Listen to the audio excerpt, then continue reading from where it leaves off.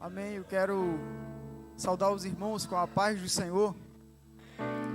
Glória a Deus, grato ao Senhor pela sua bondade e pela sua misericórdia de estar aqui. Grato ao Senhor pelos seus feitos,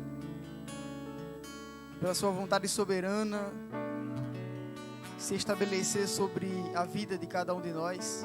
Que toda honra, que toda glória e todo louvor seja dado a esse Deus. Glória a Deus. Eu quero agradecer a Deus, primeiramente, pela sua bondade e infinita misericórdia e de ter a honra de estar aqui nessa noite. Para mim é um motivo de muita alegria. E quero agradecer a toda a igreja, pastor Márcio, pastor Aba, que Deus abençoe a todos os pastores aqui presentes, Natan, Tiago, que Deus abençoe vocês grandemente, em nome de Jesus. Meu amigo Tiago também, que Deus continue abençoando o ministério, a casa.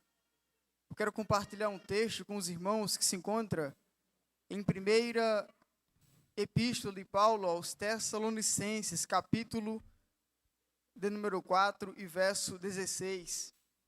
Louvado seja Deus. Vou pedir para a Paiva, se puder me acompanhar. Deus abençoe, Paiva. Primeira Epístola de Paulo aos Tessalonicenses, capítulo 4. O versículo de número 16. Louvado seja o nome do Senhor para sempre. Quantos encontraram o texto, digam amém. Eu vou ler para que possamos ganhar tempo. No capítulo 4, verso 16, está escrito assim: porque o mesmo Senhor, dado a sua palavra de ordem,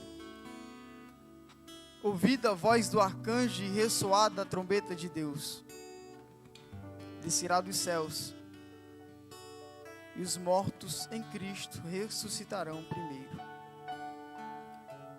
Depois nós, os vivos, os que ficarmos, seremos arrebatados juntamente com eles, entre nuvens, para o encontro com o Senhor nos ares. E assim estaremos para sempre com o Senhor. Verso 18, portanto, consolai-vos uns aos outros com estas palavras. Para você que deu glória a Deus, você entendeu. Para que você não deu glória a Deus, você perdeu uma oportunidade de glorificar a Deus por aquilo que foi lido nessa noite. Eu quero ser breve em minhas palavras, mas creio que Deus tem uma palavra para o nosso coração. E o Senhor já tem falado por aqueles que tomaram a tribuna, por aqueles que louvaram o nome do Senhor. Mas eu peço aos céus que mais uma vez, segundo a sua soberana vontade, o seu nome seja glorificado. Ele continue falando aos nossos corações. Queridos, no princípio de tudo, Deus, em sua soberania, criou os céus e a terra. A palavra princípio tem existência tanto na língua grega quanto na hebraica. No grego é Gênesis, que não na ordem cronológica, é o primeiro livro do Antigo Testamento.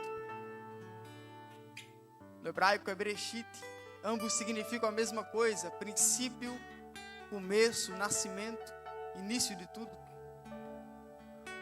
Então, visto que no princípio de tudo, Deus em sua soberania cria os céus e a terra, e a partir desse instante, o texto menciona dizendo assim: façamos ao homem a nossa imagem e semelhança. Tomando o pó da terra, dando o fôlego de vida sobre as suas narinas, o homem tornou-se agora alma vivente. O homem é composto por 3 componentes: corpo, alma e espírito. Então, quando Deus agora toma o pó da terra e sobre suas narinas dá o fôlego de vida, o texto menciona que o homem agora é uma alma vivente, ou seja, não apenas temos uma alma. Diante do Senhor, nós somos uma alma vivente. É aquilo que há em eterno em nós. O sentido bíblico da palavra morte significa separação. Quando o homem morre, o espírito se aparta do corpo, o corpo do espírito e da alma também.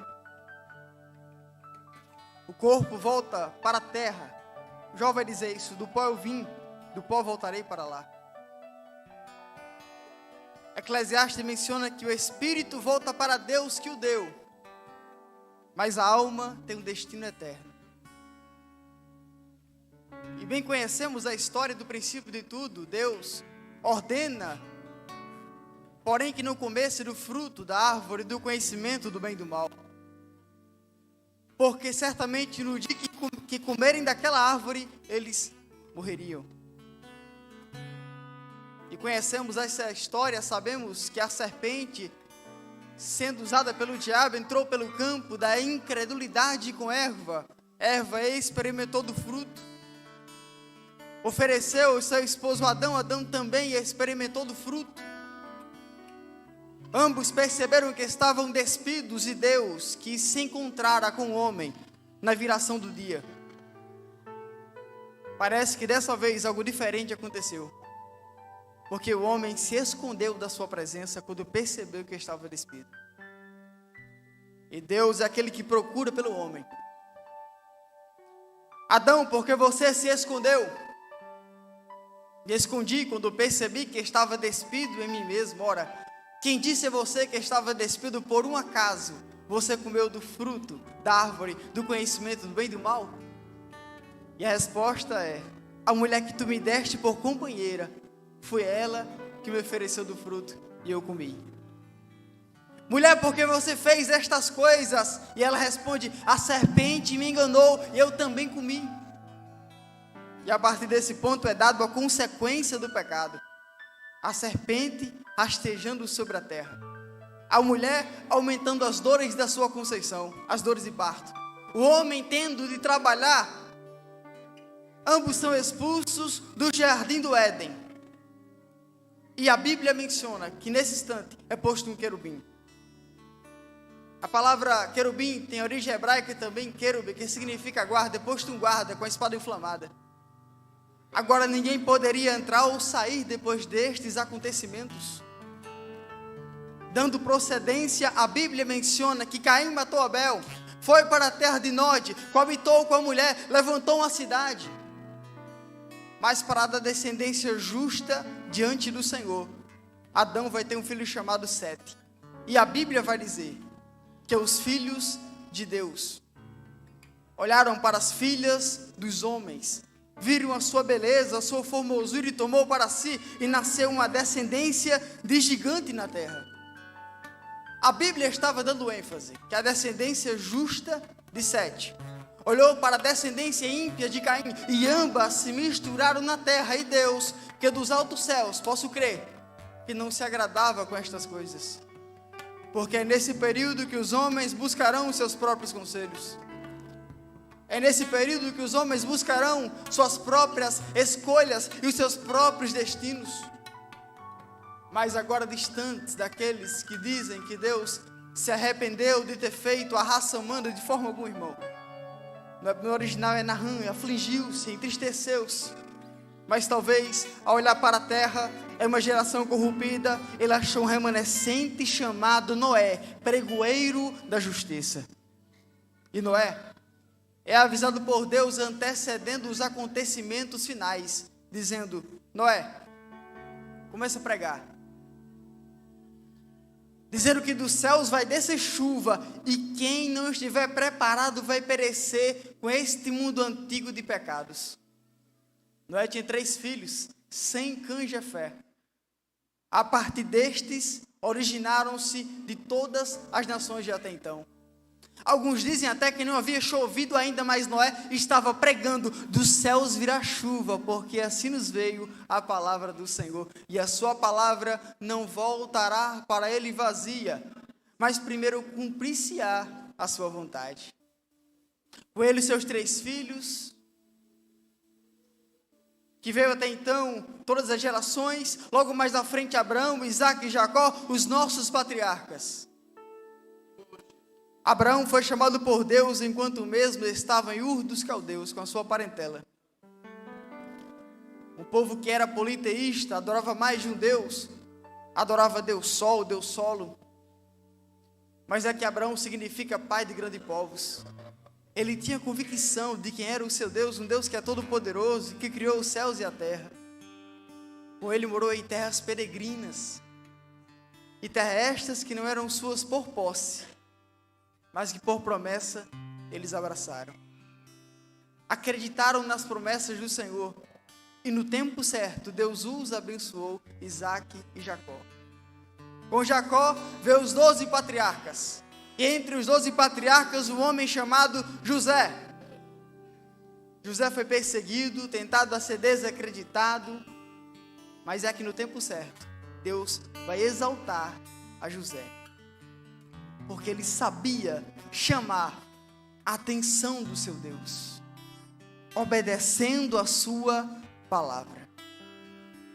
Agora, depois de ter se levantado José, se levanta um faraó que não conhecia Abraão, Isaque e Jacó. E esse faraó vai ser o primeiro daqueles que darão procedência e aprisionarão o povo de Deus por quase 400 anos. Aponto, meus irmãos, que o povo de Deus agora vai rejeitar os seus próprios filhos. Mas escute isso aqui nessa noite. Em tempo de escassez moral, espiritual e social, Deus sempre costuma levantar os seus remanescentes. Sempre há um povo justo, santo, temente a Deus, perante a face da terra. Diante das alianças que foram quebradas, edêmica, adâmica, noética, abrâmica, todas foram quebradas pelo homem e seu pecado. Estabelecidas por Deus, mas quebradas pelo homem e as suas transgressões. Aí Deus requerera estabelecer um novo pacto, uma nova aliança com a humanidade. E esse novo concerto, esse novo pacto, diante de Moisés, o seu irmão Arão seria o sacerdócio do Senhor aqui na terra.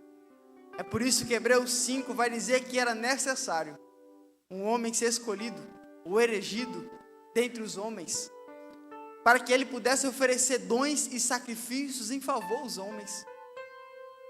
Então este sacerdote, ou sacerdotem, em latim, que significa sacrificador, ele servia ao Senhor no tabernáculo, quando o judeu pecava, seja contra a lei dos hebreus, ou os 10 mandamentos, ele chegava perante o sumo sacerdote, o sacrificador, colocava as mãos impostas sobre aquele animal, e verbalmente confessava os seus pecados. Por seguida, o sacrificador pegava algo pontiagudo, e a Bíblia vai dizer que ele imolava o animal, ele matava o animal, porque a Bíblia menciona que o salário do pecado é a morte.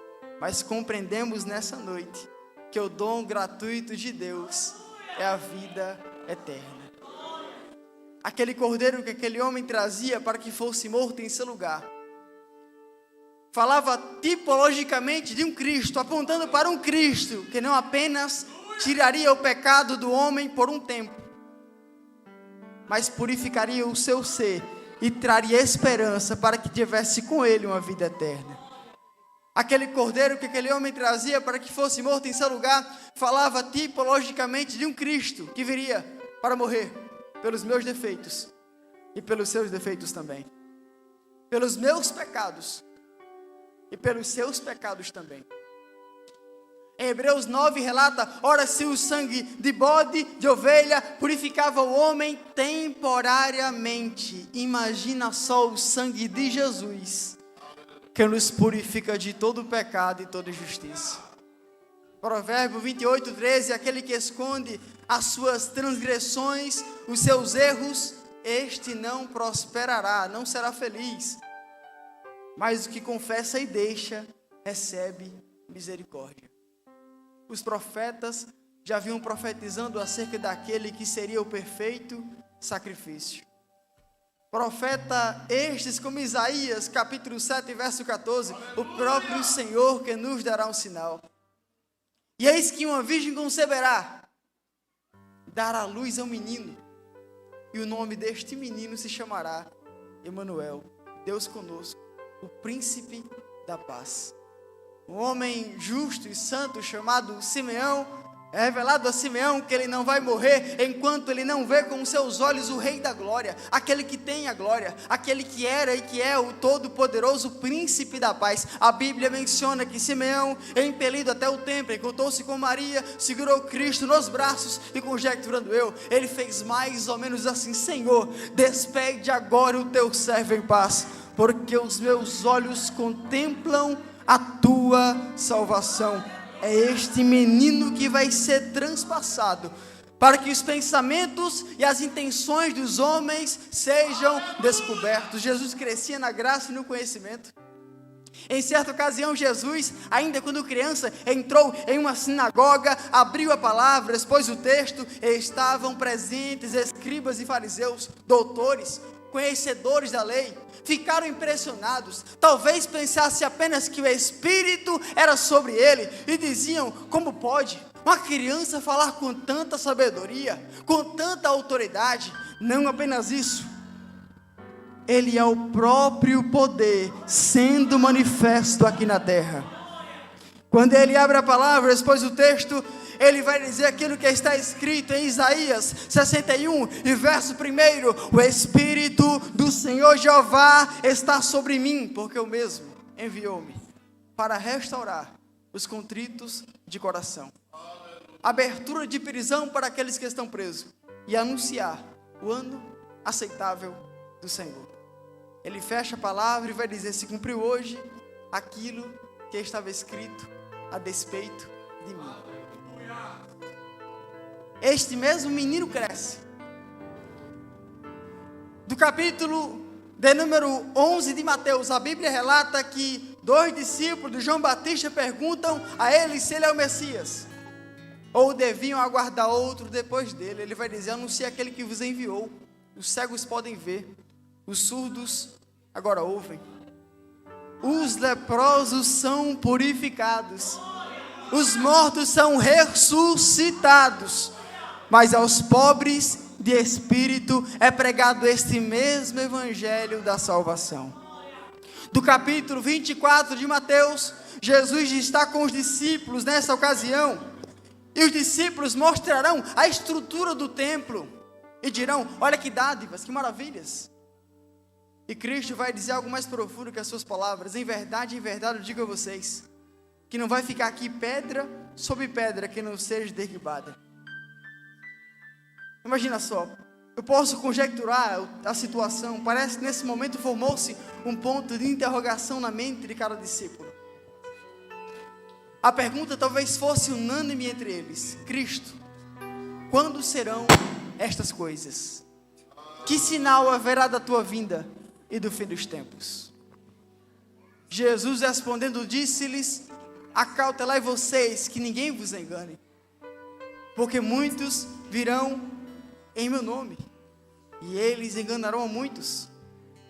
Vocês ouvirão de guerras, de rumores de guerras, mas não vos assusteis, porque é necessário que estas coisas aconteçam, mas ainda não é o fim. Porquanto levantar-se-á nação contra nação, reino contra reino, haverá fomes, pestes, mortandades, terremotos em vários lugares, e por se multiplicar a iniquidade, o amor de muitos vai esfriar. Naqueles dias, quando vocês estiverem perante governadores, doutores, presidentes, não vos preocupeis do que haveis de falar. Aquilo que lhe for dado, falai, pois é o próprio Espírito Santo de Deus da verdade.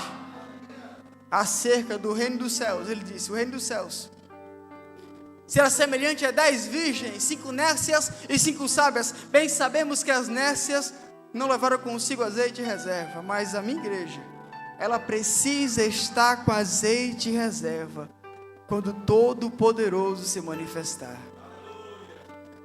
1 Timóteo 4 vai dizer que o Espírito expressadamente diz que aparecerão apóstatas, dando ouvidos a espíritos enganadores, a doutrinas de demônios. Em 2 Timóteo 3, serão tempos difíceis, porque agora os homens serão amantes de si mesmos, presunçosos, desobedientes a pais e a mães, blasfemos, irreconciliáveis, maus para com aqueles que são bons. Em Epístola de Pedro vai dizer que aparecerão homens segundo as suas concupiscências, carnalidades, e dirão: onde está Cristo? Porque desde o princípio da criação todas as coisas permanecem da mesma maneira. O verso 9 vai dizer: o Senhor não retarda a sua promessa. Ele está sendo paciente e longânimo para que ninguém pereça, mas que todos cheguem ao pleno conhecimento da salvação. Serão dias de trevas como nunca antes houve e jamais haverá igual. O filho vai entregar o seu pai para a morte, o pai o seu filho.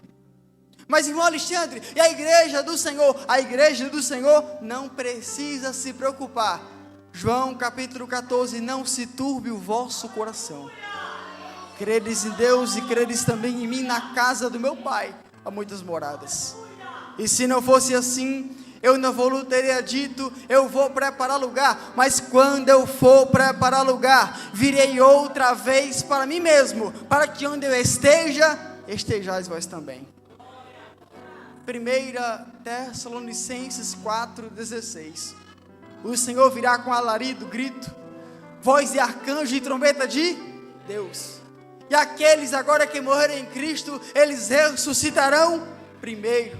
Depois nós, os vivos, os que ficarmos, seremos transformados e seremos levados para as nuvens ao encontro do Senhor. Escuta isso aqui essa noite. Todas as vezes que alguém disser triste, desanimado e abatido: irmão, a dificuldade bateu na minha porta, estou sendo provado pelo Senhor e pelas circunstâncias, você vai dizer, como voz profética, no versículo que lemos nessa noite, de número 18: não se preocupe, irmão. Por que tanta convicção? Por que tanta certeza? Porque em breve estaremos com aquele que vive para todo sempre. Consolem uns aos outros com estas palavras. Romanos 8,18: as tribulações deste tempo não poderão jamais ser comparadas com a glória que em nós nos será revelada.